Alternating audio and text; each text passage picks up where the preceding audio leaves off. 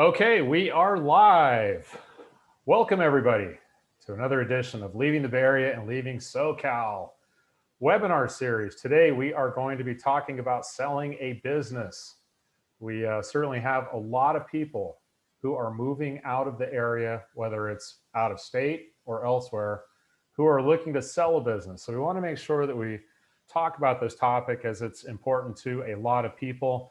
My name is Scott Fuller. I'll be your host today. I am joined by Ron Johnson and Sherry Fantozzi, who are both experienced veteran business brokers. And we're going to learn everything about the world of selling a business. Is that right, guys? In 2 minutes. In 2 minutes. Okay. We'll give a little bit more than 2 minutes, but we're going to cover a lot of great information on the broadcast today. Couple of housekeeping items. If you have questions, feel free to put it into the Q&A box or the chat box. We will answer those live for you. And if for some reason, if you have to cut out early, this will be recorded. And so if you miss some of this, we were happy to get you a copy of that as well. If you know of anybody who might be interested in learning about this content, maybe they have a business to sell, maybe they're looking to buy a business in the Bay Area. It goes both ways, right? We will have a copy of this available that you can send over to them, make them smarter, make their day. All right, so let's start off. Let's do some quick introductions. Ron, would you like to give us kind of a brief background of your history in business sales, and then we'll pass it over to Sherry. Yeah, I've been in the business for exactly 30 years. I started with a firm that was founded in 1984, then I bought it in 95 and sold it to one of my partners a year and a half ago. And Sherry's been with me for 5-6 years now. So we specialize in service, manufacturing, and distribution of businesses. In my background, I was president of the California Association of Business Brokers twice, chairman of the International Business Brokers 1 year, and right now I'm the education chair for the California Association of Business Brokers. We've got about 5 classes, 8 and 16-hour classes for business brokers. Fantastic. So you've had a little bit of experience in this. Just a bit. Okay, good. All right, Sherry, would you like to give us some of your background? Sure. As Ron said, I've been working with him for about the past 6 years as a business broker. Before that, I was working with a telecommunications company for about 32 years. And when I retired from there, I ran into Ron and he goes, well, what are you going to do now? And so we started talking and I shadowed him on a couple of jobs and decided, well, this is kind of interesting, all these different businesses. And so I deal, as he does, in the small to mid-sized businesses, mostly in the service and distribution arena. I have done a couple of small cafes, and but we don't usually get into those, the restaurants and things like that. It's mostly just the service-related industries and distribution, wholesale distribution types of businesses. Okay. So small to mid-sized companies, is that based off of revenue? Yeah, well, it's you could say up to 5 million to 20 million in revenues, and then say around 5 to 10 employees, somewhere in there. Okay. All right. Fantastic. Well, let's dive in. I think the thing that you probably hear the first, or the question most people have is, how much is my business worth? And so what is the process of going through that and determining the value of the business from the beginning? Yeah, and usually that's the most key question we get from every seller. They want to know, what's my business worth? And basically we take their financials, we do what they call recasting. So we'll pull out the perks, their boats and their airplanes aren't really business expenses and that, and find out what they're really making pre-tax. And there's a number of different models then. We'll take a multiple of those earnings. We'll develop a risk sheet with a multiple of those. And then we go to 4 different comps databases that gives us multiples based what business actually sold for nationwide based on revenues and then based on their earnings. Most businesses in general will sell for 40 to 70% of their revenues. There's some big outliers though. That's not a static number. And then they'll sell for anywhere from 2 to 5 times of the earnings, depending on how big the business is. A smaller business that's maybe revenues of 500,000-600,000 and earnings of 150,000 will typically sell for 2 to 2 times those earnings. You get to larger businesses that are doing 5 million in revenue and maybe 500 to 700,000 earnings, they'll sell for closer to 4 times of that. So that's a process we go through with every client before we even take them on as a client, is we do the valuation of the business. Because they want to understand what are the numbers look like, what are the financials look like. That might determine if I sell or if I don't sell. Is sellers talk to each other, and there's numbers they throw at each other that are just sometimes crazy. Yeah. So, yeah, by doing this, we end up with 9 values, so we have a really good feel for what the business is really worth. And so those metrics that you mentioned, the annual. Annual revenues and annual earnings, and we'll go back and look at 5 years of both just to see what the trend is for the business. Now, last year was because of COVID, was a real exception. I've had a lot of webinars with business valuators and how they're handling last year because of COVID. In a lot of cases, they're just not even counting last year, as long as the business is starting to come back this year. Absolutely, yeah. Ron, how long does that process usually take? Sure, I'll take that one. Well, the process of valuing, is that what you're asking? Yeah, the process, not the process of selling, but the process of putting together the valuation. Well, typically it'll take maybe 10, 12 days to get this all together. And most of that is not just pulling the data out of the databases, but it's doing the analysis, filtering through so that we make sure that the businesses we're including in the valuation are closely matched to the business that we're valuing. So we strip off the outliers and filter down on the revenues and the earnings, type of business that it is, the industry, that kind of thing. So it's by the time you get through working through all of that and then applying the business's own characteristics and risks, then you can come up with a pretty accurate valuation. Are there some? It'll actually go back and forth between us and the client, Yeah. 2, 3, 4 times to make sure we've got accurate numbers. We've added back accurate numbers in that. Are there some businesses or industries that are harder to value? Maybe there's not as much comparable data out there, comparable type of businesses, or is it all kind of straightforward? It's pretty straightforward. I mean, one of the databases we deal with, and it's all privately held companies. There's 44,000 done deals in it over the last 15, 20 years. We found too that the multiples don't change much over the years, or even with demographics, they don't change. There's a couple outliers that may, but most of them don't. So I mean, the smallest database we deal with, I think, has about 13,000 done deals in it, and they're a little larger deals. So there's plenty of data out there. That we subscribe to all 4 databases. Okay, perfect. And Sherry, tell us a little bit more. So if I'm looking to sell a business and we've gone through the process of evaluating what the expectation is of a sales price or asking price, how long does that process of the sale itself usually take, and what are the steps, kind of involved aside from the marketing? But what does that process look like, and what's the time frame? Well, unlike selling a residence, which can be weeks to maybe a couple of months, selling a business typically takes 9 to 12 months or more. We've had some that have taken closer to 2 years. It's a complicated process to go through. And when you think about the fact that a buyer of a home, the mindset that they're looking for is something, probably location and something, good schools, totally different than what the buyer of a business is looking at. He's looking for a job. He's looking for financial security for his family. Location may come into it as far as commuting goes. And it's a long-term kind of a engagement. You don't buy a business thinking in 3 years you're going to sell it. Typically, it's going to be 10 years or more before you're ready to sell. So it's a long process. The best thing I can tell sellers, if you're even considering selling in the next 3 to 5 years, is to really sit down and do an exit strategy that can really help you it'll help you, number one, understand, are you ready to sell? And when you get to that point, you need to know, how much money do you need when you're getting ready to sell? What are the revenues need to be? What are the earnings need to be?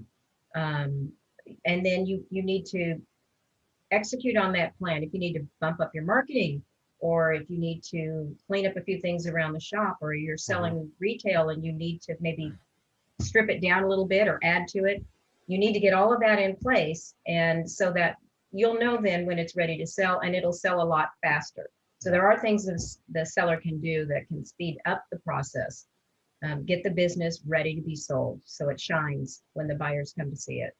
And I would imagine making sure that the books are clean, the accounting, Books, yeah, that's everything all is, part of the is cleanup. very Yeah, easy to go through. right. You don't want to, and it even comes down to the aesthetics of the office. If you've got a stack of invoices sitting there, I've had buyers take note of the fact that there's all these invoices sitting there. So it's all those little things, and then the books are very important. How far in advance, Sherry, should you plan? I would say at least 5 years would be ideal, but at least 3 years out, you should start thinking about, okay, if I'm going to be selling this business in 3 years, these are all the things I need to do now to get it ready to sell. Well, it's amazing how many sellers don't think about it until something happens. Most don't. And it's heartbreaking when a seller calls you and says he's just gotten bad news at the doctor's office or something, and I really need to sell this business. They're usually not prepared at all. And they're especially not prepared to learn that it's going to take about a year to sell it. And do those situations, does that become a distress sale where they're not getting maybe what they should get for the property because they're not prepared? Pretty much. Yeah. I mean, and unless it's an exceptional business that, the seller has been on top of it, most of the time they have not. They're so busy running the business, they don't have time to think about getting it prepared to sell until it's too late, or the market changes and suddenly revenues start going down. Sherry, talk us a little bit more through the process as far as marketing. So you take a business listing agreement. What does the marketing look like? What can a seller expect? Well, with the marketing, we work very, very closely with the seller. Again, much like with the valuation, where we go back and forth with them multiple times, we will go back and forth with the seller. I'll send them a list of questions about the business. It'll ask about the operations of the business. It'll ask about key employees. It'll ask about the history of the business, your top 5 competitors, your top 5 customers, just a whole list of questions to help me understand more about this business. Then I'll take that information from the seller and I'll put it into what we call a confidential business review booklet, or a CBR. It will list all the information about the business. I'll go back and forth multiple times with the seller until we have it in a format that the seller says, yes, I think this adequately describes my business. Then from that booklet, I will also create a 1-page business profile that lists all the important information about the business without giving away who it is. For instance, for the location, we might put down Tri-Valley East Bay, because maybe for this particular business, if we said that this industry is in San Ramon, California, they would know who it was. People looking at it would know. Yeah. So we try to make it as incognito as we can, I guess, while at the same time sharing the pertinent information. So all of that, it usually takes us about a month to put all of that information together. We will also have a buyer profile form, and then we have a non-disclosure agreement that we also will send out along with the 1-pager. It's a tickler. So when people get it, the point of that 1-pager is to really pique their interest and have them call us. So as part of that confidentiality that we're trying to keep, to not alarm employees of a potential sale? Definitely not alarm the employees. You don't want them thinking, what's going to happen to me? The one thing the employees don't realize is whoever buys that business is going to be very, very dependent on those employees, because they know that business way better than the buyer does. And the sellers on the flip side, or the buyers on the flip side, are afraid that the employees are going to leave. And then what would they do? Yeah. So it really is it's a symbiotic relationship. They need each other. And so the confidentiality extends also to the competitors. You don't want your competitors to find out that your business is going on the market. They will, you know, you don't know. You don't know if they're going to try to take away vendors, take away customers, how they're going to treat this. Yeah. You know, it's so confidentiality is very high. Again, when I relate this back to or compare it to a real estate, with real estate, a residence, you want everybody to know it's for sale. Yeah. With a business, you only want those that are really interested in buying it to know that it's for sale. Okay, makes sense. Talking about let's talk about financing. And Ron, do you want to kind of talk about this part of it? So what are you looking for from a buyer with financing? What is a buyer looking for to get prepared for financing for purchasing? Yeah, there's basically three ways to finance the acquisition of a business. One, owner financing the whole thing. That doesn't happen too often. Number two, there's SBA lenders that follow SBA guidelines. There's actual lenders, banks, that do the loan. The SBA guarantees 75% of the loan, and might even be up to 90% right now, based on the lender following the SBA guidelines. And the SBA's got some very specific guidelines of what a criteria that a business has to meet. Such as a contracting business, where the owner has the license, the SBA won't let the owner, the buyer, use the owner's license. They want the owner out of there in 12 months. So that's tricky. There's a number of different guidelines like that. If it's over $250,000 loan, it has to go out for an independent third-party valuation. And can be complicated too. And the other way to finance is a combination of SBA lender and seller financing. It's real common to have the SBA lender lend 65 or 70%. The buyer puts down 20 or 25%, and the seller carries a note for 15%. So those are the most common ways. Typically, if a buyer has $300,000 in cash, they're not looking for a business that sells for $300,000. They want to leverage their money. They want to put 10% down, put down $200,000, leave working capital. And they're looking for businesses selling it for $1 million then. They'll use an SBA to fill in the gap and or some seller financing. So when a seller says, yeah, well, I want all cash my business. Well, the only way that's going to come close is if the buyer typically uses an SBA lender. A buyer just won't, very, very rarely will come in and pay all cash for a business. Makes sense. Okay. Let's talk a little bit about kind of the escrow process. And obviously people are familiar with contingencies in residential real estate, due diligence, timeframes. What does that look like? The escrow and the We've got the same process? thing with businesses, except the due diligence is usually a lot longer. The typical due diligence, once they sign and we have a purchase agreement signed between a buyer and seller, generally there's about 30 days with due diligence.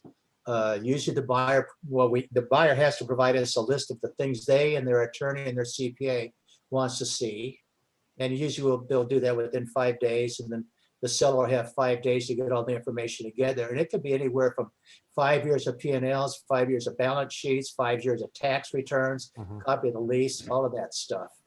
And then the buyer and their team typically have 15 to 25 days to do their due diligence. We've had some cases where the buyer's CPA will literally get access to the seller's QuickBooks and pull all their own reports and everything.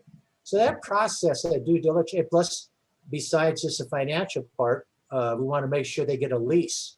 If they met with the landlord and either agreed to a new lease or a lease assumption, at least verbally. So once they've completed all their due diligence, the buyer has, and got confirmation they're going to get a lease or whatever terms they are, then we'll open escrow, because there's so many things that can go wrong with the landlord and the financials, and that things pop up. So it's a good 30, sometimes 45 days process just for due diligence. Then we'll open escrow with an escrow company that specializes in handling business transactions. a lot of escrow companies, they're doing mainly residential. They don't do business transactions.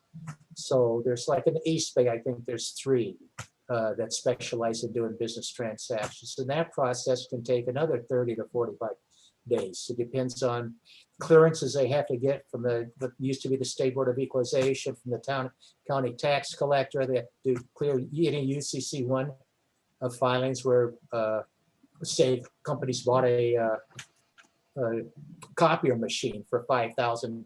Well, the vendor has filed a UCC1 on the company until that machine's paid off.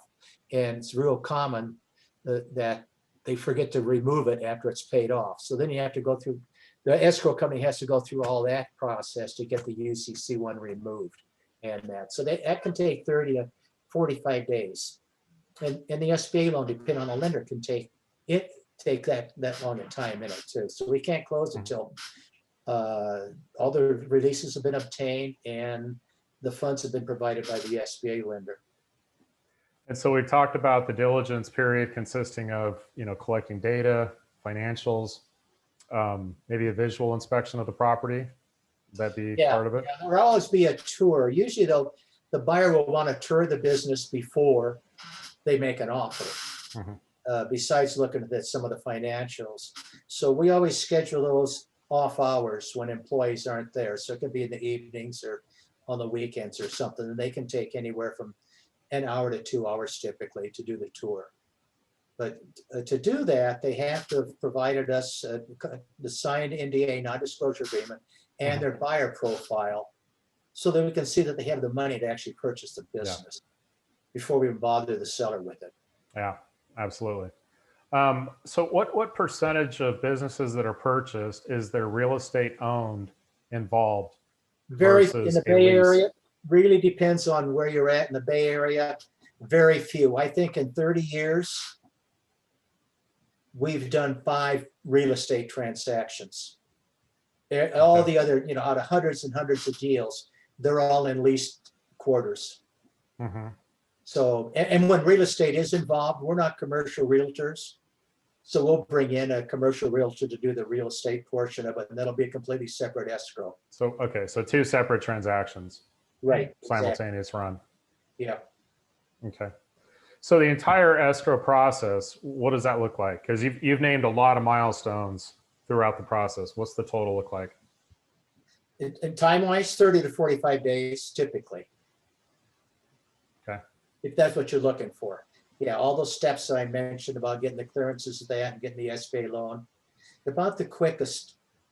If they have a business that collects sales tax, generally it takes at least 30 days because there has to be a publication done in a local newspaper that says this business is being sold, because that gives vendors 12 business days to file claims against the business if they owe the vendors any money.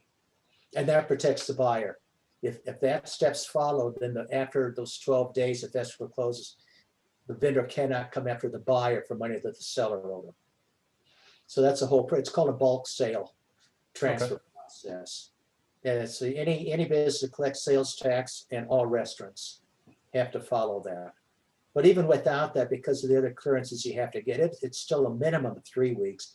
And with COVID and then all the virtual employees now in these functions, it's extended out a little bit too. So 4 weeks is kind of the quickest for just the escrow process. And the companies that are handling the escrow are not going to be the typical title and escrow companies that are handling real estate. Now, there's specialized escrow companies, or this escrow companies specialize in handling business transactions, putting together promissory notes, security agreements, getting the UCC claims released or studied, and getting the releases from the State Board of Equalization, or whatever it's called now, and the county tax collector. All those releases have to be obtained before escrow can close. That way, they're assured that the buyer is getting the business free and clear. Got it. From a logistical standpoint, does a business broker typically represent buyer and seller, or is that a conflict of interest, or how does that work? If you go through the the DRE's booklet, it'll, and under the business opportunity section. I mean, the booklet's probably 250 pages long. There's about 10 pages, if that, dedicated to business opportunities. But the very first paragraph says, in most cases, a business broker will represent both sides. There's some brokers that say they will not represent the buyer, but the buyer's on their own. But you have to have such an obligation of disclosure to the buyer. It's the same thing as, to me, as having a fiduciary responsibility to the buyer. Yeah. So in almost all cases, we represent both sides. Okay.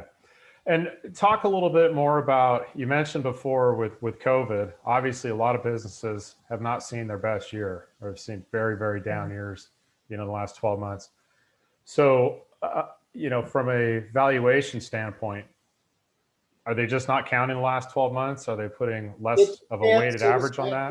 There was a really good webinar about 2 months ago with an SBA lender, a CPA, and one of the top business valuation companies in the US.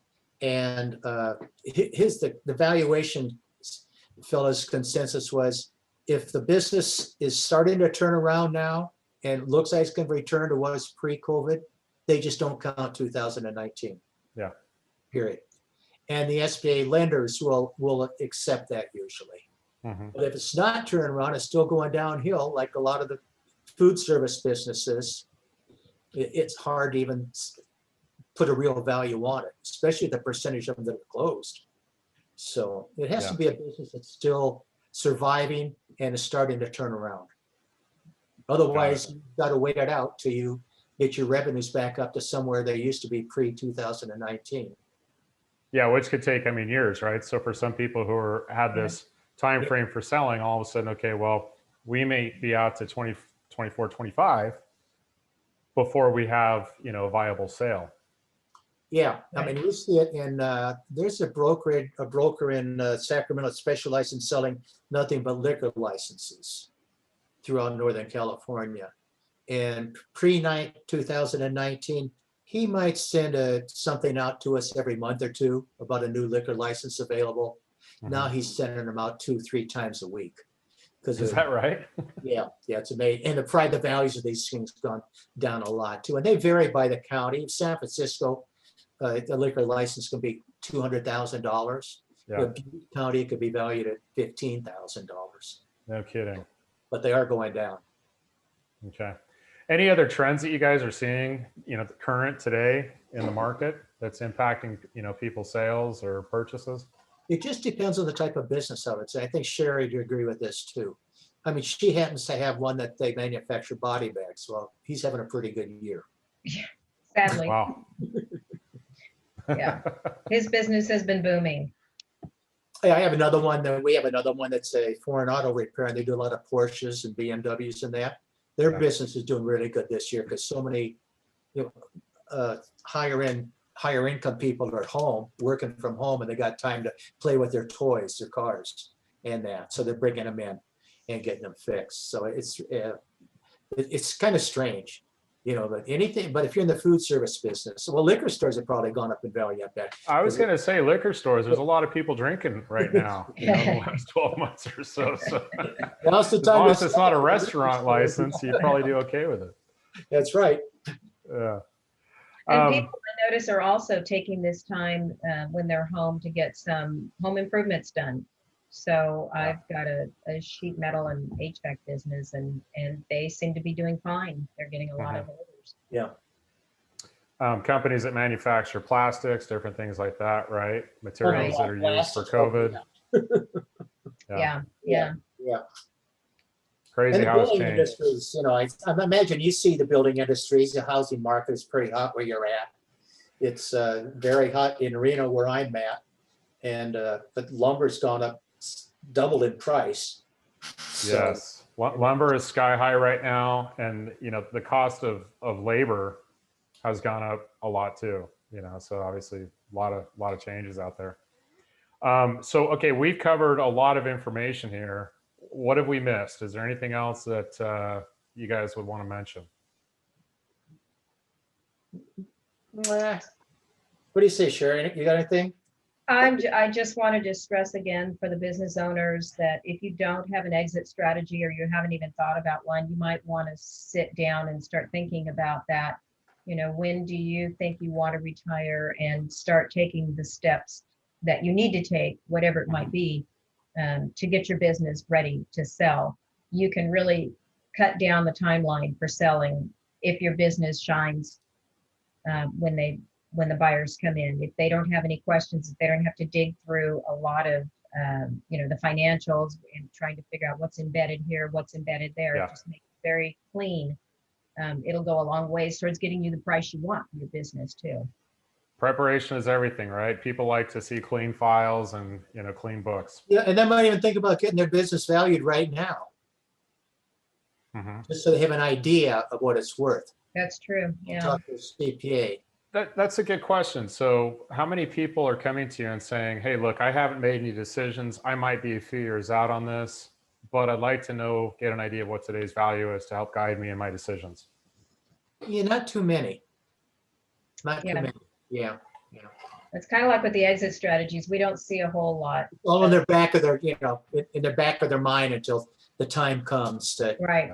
get serious. That's another thing, that if you know where you stand today and then you figure out where you need to be to retire, making the plan is so much easier. Yeah. Yeah, a lot of people don't realize what the tax impacts can be of selling a business. Mm-hmm. If the business sells for 2 to 3 times what the owner earns a year, so say 3 times, their tax impacts might be half of that or 30% of it.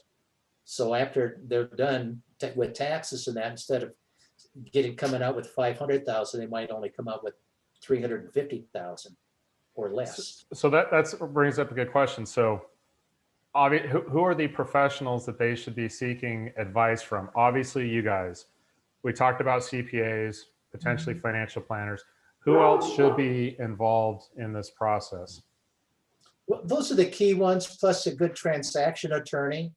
Not all attorneys are transaction attorneys. So you get some good business attorneys out there, but a lot of them haven't been involved in business sales transactions. So if you get an attorney, you want one that's done a number of business sales transactions, so they know the process. But the CPA is key. And just like business brokers, all of us aren't created equal. All CPAs aren't created equal either. Yeah. And we'll make the assumption that a successful business owner has a great CPA, but you're only as good as the people that you network with. And so obviously, if they're hiring you to help them, you're going to guide them and make introductions to the right people to make sure that they have a successful outcome. Yeah, we have a client right now, we have a deal on it, but the deal's been lingering for about 3 months because they had a bunch of independent contractors. They had about 15 people working for them, but a dozen of those were independent contractors. Then that AB5 bill came out in California last year that said they can't be independent contractors anymore. Mm-hmm. And so now they had to restructure their business completely and put everybody on a salary. And the first time they did that, they overcompensated all their employees. And so their earnings went down to 0 in 4 months compared to the year before, all because they overcompensated. So Sherry and I worked with them for probably the last 2 months. Yeah. They just now, as of March 1st, changed the compensation to their employees. So it's a lot less as on a salary basis. And all of them understood, except for one was a little upset because they made a lot of money when they changed initially, because they messed do it right. I didn't understand it. So we worked with them for a couple of months to get their salary compensation of their employees back up to where the business was profitable again. Mm-hmm. So COVID's affected that. But that AB5 is the one that really affected hair salons, barber shops. Oh, that is so tricky. I mean, I think, still people haven't figured out their classification, how to set it up the right way, structure it. And I'm sure, you guys are probably going to see more of that.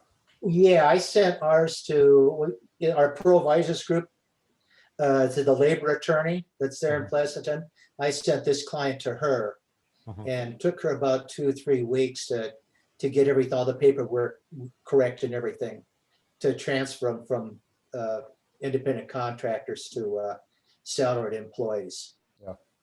So, I mean, this one has drug out probably 6 months, all because of that AB5 and COVID. Yeah. So.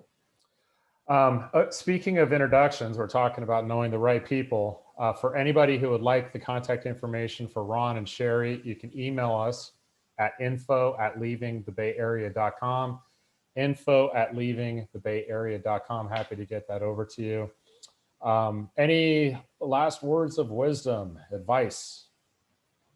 I think we've covered a lot. I think we covered almost I think everything. we've got everything, but Just anything think else? ahead, have an idea what your business might be worth and that Yeah. before you start planning to retire.